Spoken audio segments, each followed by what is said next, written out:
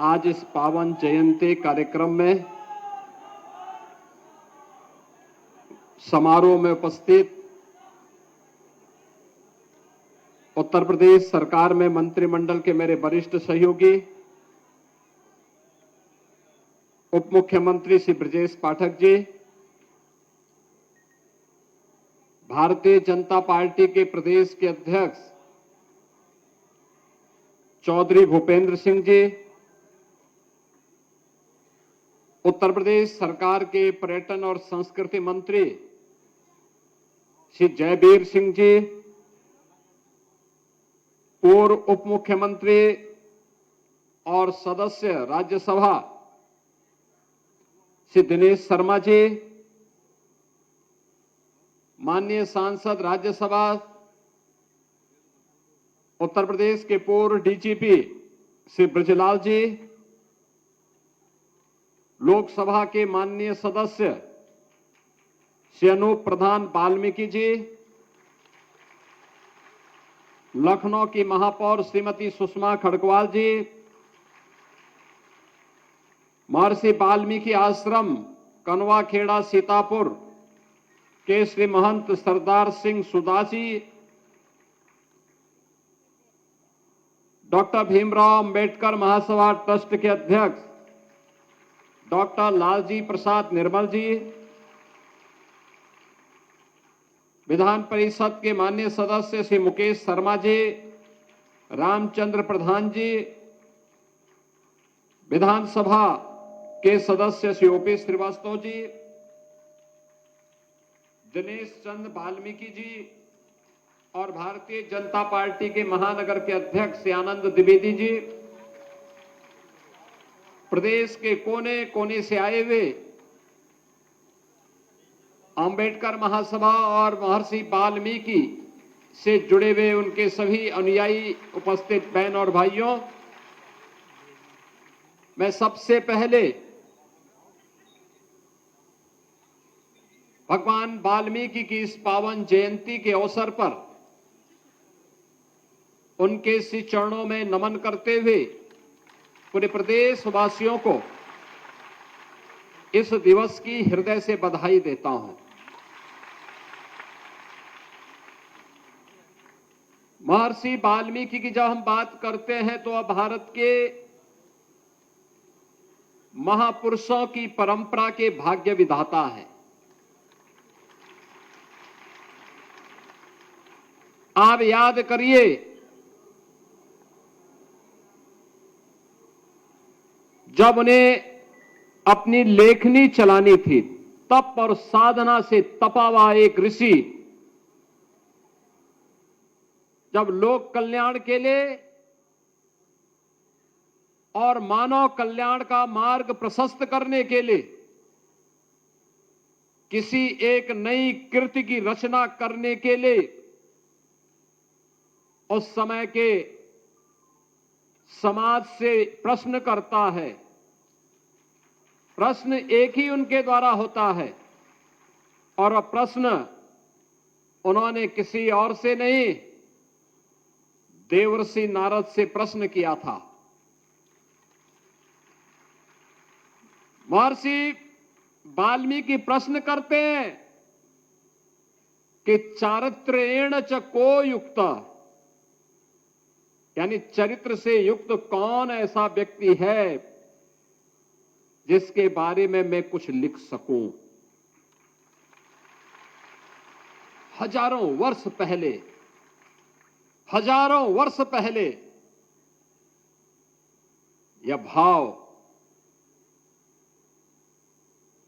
क्योंकि महर्षि वाल्मीकि जैसा त्रिकालदर्शी ऋषि इस बात को जानता था कि चरित्र से युक्त व्यक्ति ही लोक कल्याण का माध्यम बन सकता है, राष्ट्र कल्याण का माध्यम बन सकता है।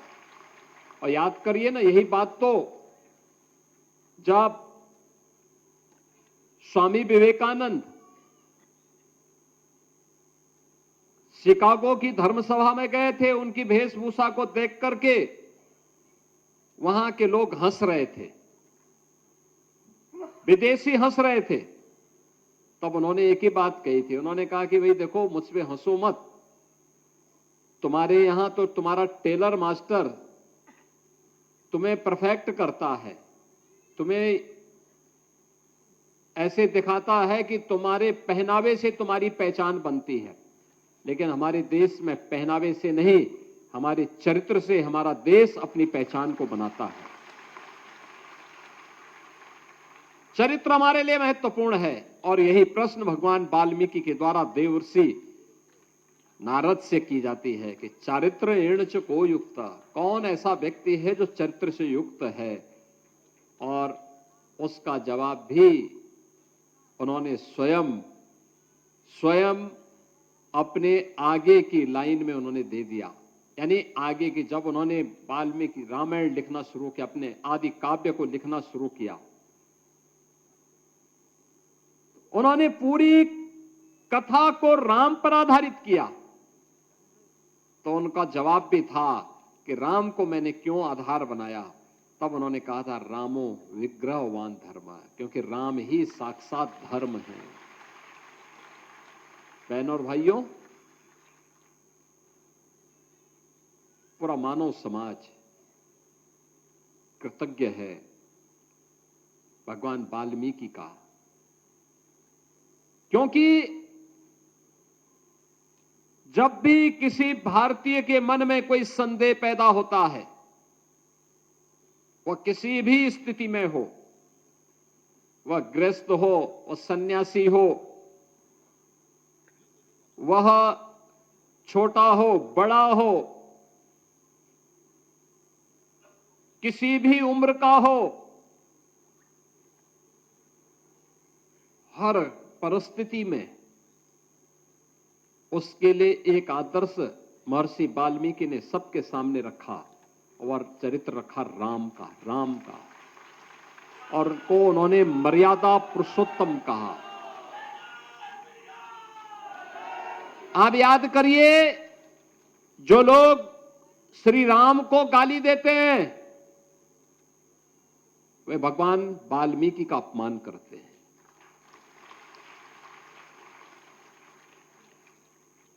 और जो भगवान वाल्मीकि का अपमान करते हैं वे भगवान राम का भी अपमान करते हैं।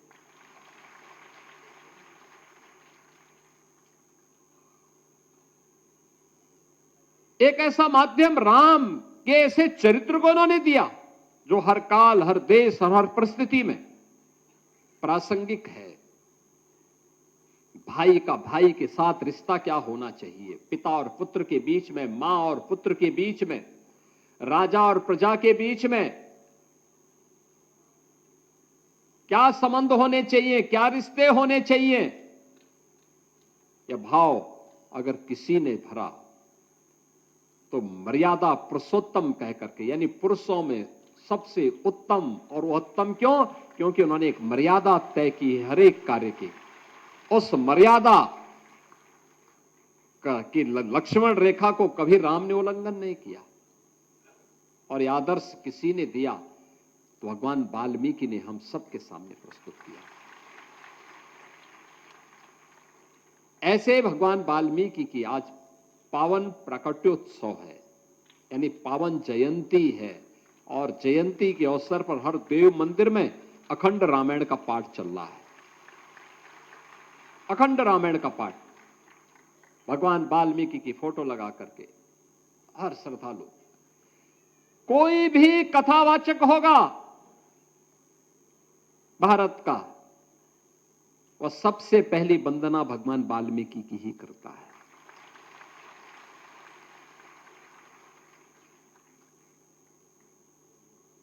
भगवान वाल्मीकि की वंदना करता है।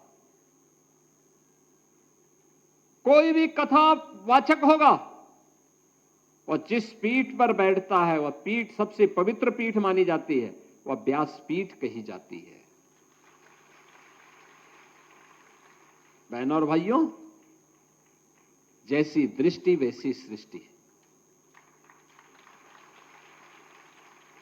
याद करिए ना, भारत को भारत कहलाने का अधिकारी बनाने वाले भारत के इन देवतुल्य ऋषियों की परंपरा ने कौन से कालखंड में समाज का मार्गदर्शन न किया हो। कौन सा कालखंड? रामायण कालखंड में महर्षि वाल्मीकि हैं, उस समय के समाज का मार्गदर्शन कर रहे हैं। महाभारत कालखंड में महर्षि वेदव्यास समाज का मार्गदर्शन कर रहे हैं। मध्यकाल में सदगुरु रविदास जी महाराज समाज का मार्गदर्शन कर रहे हैं। और देश जब आजादी की लड़ाई लड़ रहा है तो उसी परंपरा में बाबा साहब डॉक्टर भीमराव अंबेडकर समाज का मार्गदर्शन करते हुए दिखाई देते हैं। यानी सबकी दृष्टि एक ही है, और जिसको प्रधानमंत्री जी कहते हैं एक भारत श्रेष्ठ भारत, जिसके बारे में प्रधानमंत्री जी कहते हैं सबका साथ सबका विकास, यह दृष्टि वहीं से प्रारंभ होती है। यही तो राम राज्य है, यही राम राज्य है, जहां जाति के नाम पर, मत और मजहब के नाम पर, संप्रदाय के नाम पर कोई भेदभाव न हो। यही तो मध्यकाल में संत रामानंद जी ने कहा था कि जाति पाति पोछे नहीं कोई, हरि को भजे सो हरि का होई।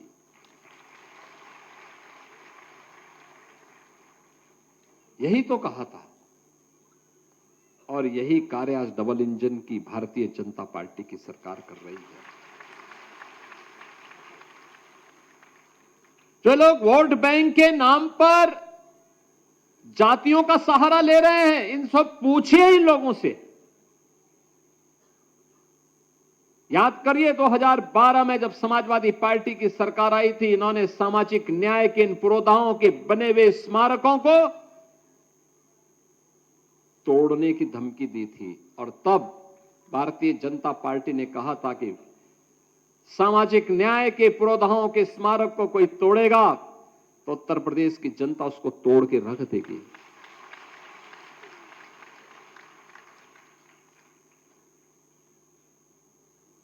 आज इनको प्रत्येक प्रेस वार्ता में बाबा साहब भीमराव अंबेडकर का नाम का स्मरण लोग करते हैं, लेकिन तब बाबा साहब भीमराव अंबेडकर के नाम पर बने हुए मेडिकल कॉलेजेस का नाम बदलते थे, बदल दिया था। कन्नौज के मेडिकल कॉलेज का नाम बाबा साहब भीमराव अंबेडकर के नाम पे था। समाजवादी पार्टी की सरकार में उस समय के मुख्यमंत्री ने बदल दिया नाम। हमारी सरकार ने फिर से नाम बाबा साहब के नाम पर किया है। लखनऊ के भाषा विश्वविद्यालय का नाम मान्यवर कांसीराम जी के नाम पे था, इन्होंने बदल दिया, समाजवादी पार्टी ने नाम। मेरठ के, सहारनपुर के मेडिकल कॉलेज का नामकरण भी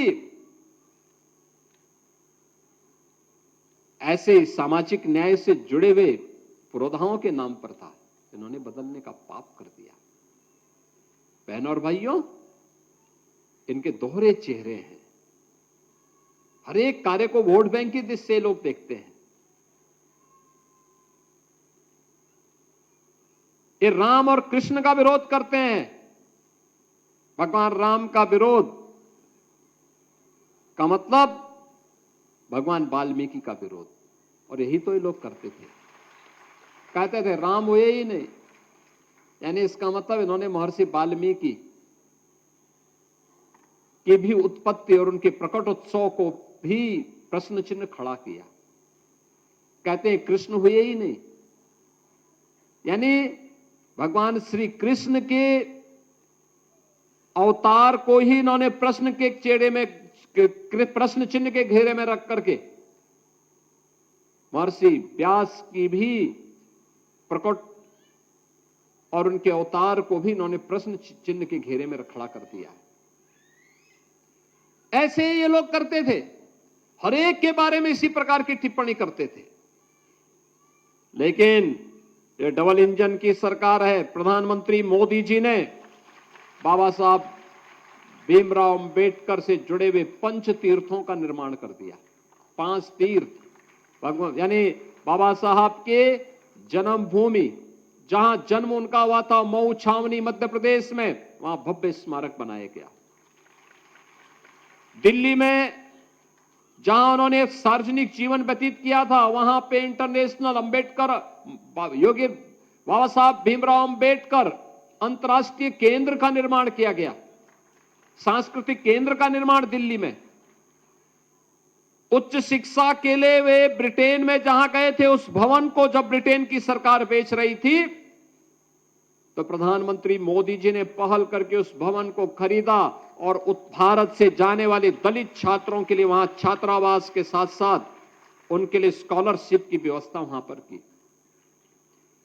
बाबा साहब ने जहां दीक्षा ली थी नागपुर में दीक्षा भूमि में भव्य स्मारक का निर्माण और चैत्य भूमि, अंतिम यात्रा जहां बाबा साहब की निकली थी, वहां पर भी एक भव्य स्मारक का निर्माण और दुनिया की सबसे बड़ी बाबा साहब की प्रतिमा की स्थापना का कार्य महाराष्ट्र की मुंबई में किया गया।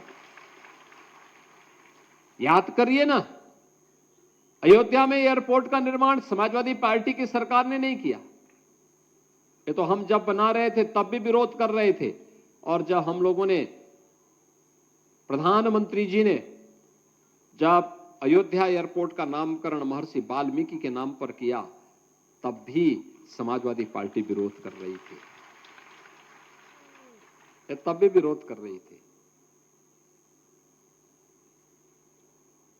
जब भी कोई ऐसा कार्यक्रम होता, लालापुर में आप जाइए, लालापुर के आश्रम में समाजवादी पार्टी के ही गुंडे कब्जा कर रहे थे। हमने कहा कि गुंडे जितने भी ये लोग कब्जा कर रहे हैं, इनके नाम नोट करो, इनके बाप दादों ने भी कोई प्रॉपर्टी जमा की है तो उसको भी इस आश्रम के ही नाम पर करवा डालो। यही ये लोग करते थे। कितना शोषण होता था, सफाई कर्मियों को वेतन नहीं मिल पाता था समय पे, इनके समय में 4,000 रुपए बता ही रहे ना, 4,000 रुपए भी नहीं मिल पाता था। प्रधानमंत्री जी ने सबसे पहले तो क्या उन्होंने कहा कि नहीं, मैला सिर पे ढोने की कुप्रथा बंद होनी चाहिए। आज हर घर शौचालय बना। सफाई कर्मियों के बारे में वाल्मीकि समाज के लोगों को प्राथमिकता देते हुए कहा गया कि वे इनको अच्छा मानदेय मिलना चाहिए।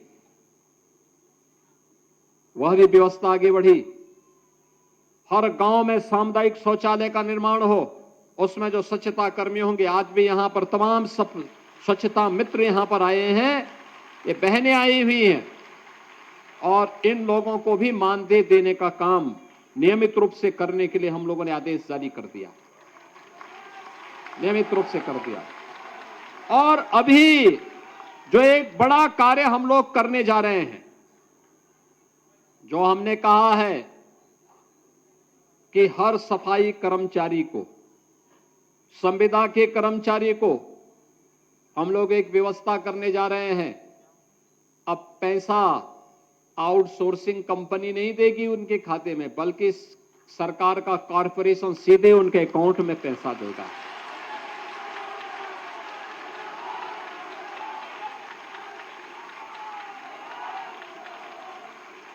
और केवल ये वहीं तक नहीं होना है, यह कार्य यहां से भी आगे होने जा रहा है। हमने ये भी कहा है, स्वच्छता कर्मियों को 5 लाख रुपए की स्वास्थ्य बीमा का कवर भी देंगे, 5 लाख रुपए का। और ये भी करेंगे कि जब आपके अकाउंट में कॉर्पोरेशन से पैसा देगा, तो हम ये व्यवस्था करेंगे कि अगर दुर्भाग्य से किसी सफाई कर्मचारी के साथ कभी कोई दुर्घटना हो गई, सीवर साफ करने वालों को 30 लाख रुपए व्यवस्था दी गई है अभी। यद्यपि हम उसमें मशीन का उपयोग करने जा रहे हैं, हमने अनिवार्य रूप से उसको मशीन का उपयोग करने की बात की है।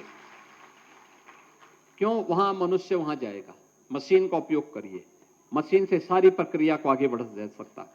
लेकिन सफाई कर्मचारी है, कहीं काम कर रहा है, किसी दुर्घटना की चपेट में आ गया है, राह चल रहा है तब भी आ गया है, या कोई आपदा की चपेट में आ गया है, तो चूंकि हम पैसा आप सीधे उसके अकाउंट में देंगे, तो बैंक के साथ हम बात करने जा रहे हैं और वह बात ये करने जा रहे हैं कि अगर दुर्भाग्य से इस परिवार के साथ कोई दुर्घटना हो गई तो इस परिवार को बैंक के माध्यम से 35 से 40 लाख रुपए देने की व्यवस्था भी की जानी चाहिए। हमने उत्तर प्रदेश के 80,000 होम गार्डों को एक कवर दे दिया है और अब हम लोग सफाई कर्मचारियों को भी इस व्यवस्था के साथ जोड़ने जा रहे हैं कि जैसे पैसा हम देंगे सारा कार्य उसके साथ जुड़ जाएगा। बहनों और भाइयों, ये इसलिए क्योंकि आपकी सुरक्षा इस समाज की सुरक्षा है। आपका सम्मान भगवान वाल्मीकि की विरासत का सम्मान है। और मैं आप सबसे भी कहूंगा, अपने बच्चों को खूब पढ़ाइए, स्कूल भेजिए,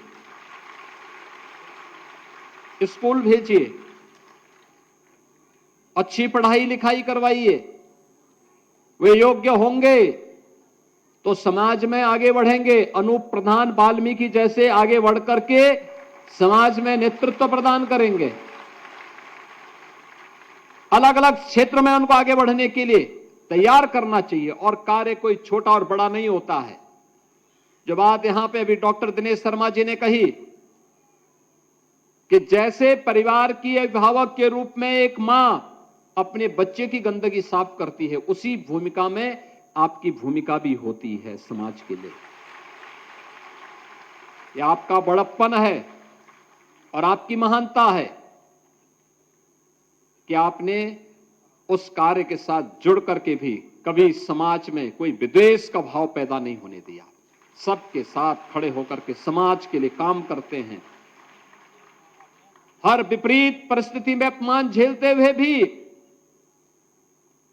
पर्व और त्योहारों को बेहतर तरीके से संपन्न करने के लिए कार्य किया है, क्योंकि हमारे महापुरुषों की वह प्रेरणा है।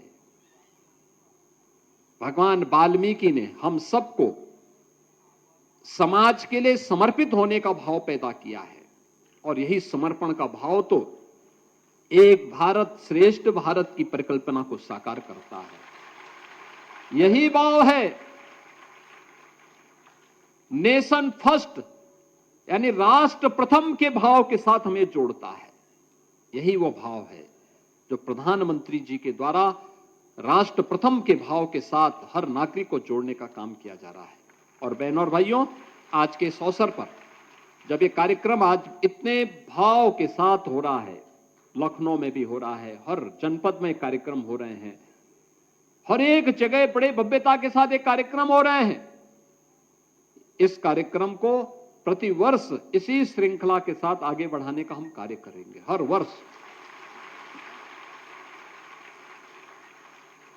अखंड रामायण का पाठ हर मंदिर में होना चाहिए। हर मंदिर में आज चल भी रहा है अखंड रामायण का पाठ। महर्षि वाल्मीकि की चित्र तो हर भारतीय के घर में रहना चाहिए, उसके घर में होना चाहिए, पूजा होनी चाहिए ऋषि की।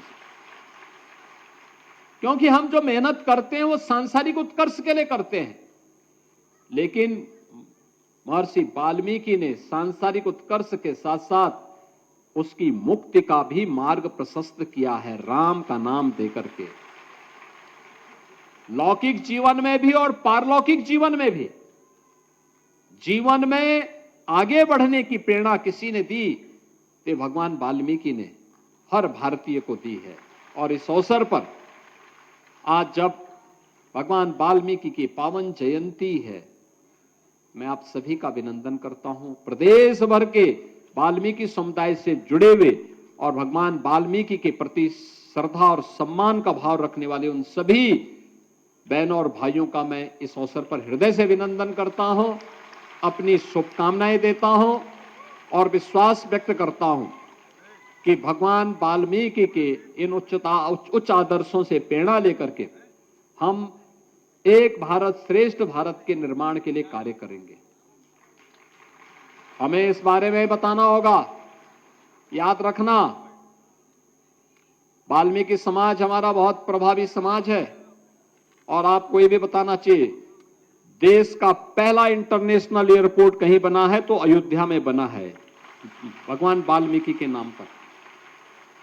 राम मंदिर परिसर में जिन सप्त ऋषियों की प्रतिमा लग रही है और मंदिर बन चुका है, वह भगवान वाल्मीकि का भी एक मंदिर बना है वहां पे।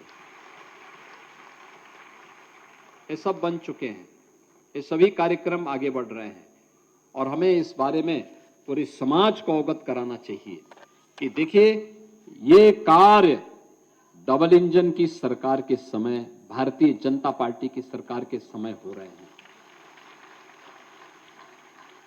जो लोग भगवान राम पे विश्वास ही नहीं करते, राम भक्तों पे गोली चलाते हैं, उन लोगों से उम्मीद की ही नहीं जा सकती कि वे ऐसा काम करते, क्योंकि वे लोग तो वही काम करेंगे जिससे समाज में विघटन की स्थिति पैदा हो, और यही वे लोग करते रहे हैं।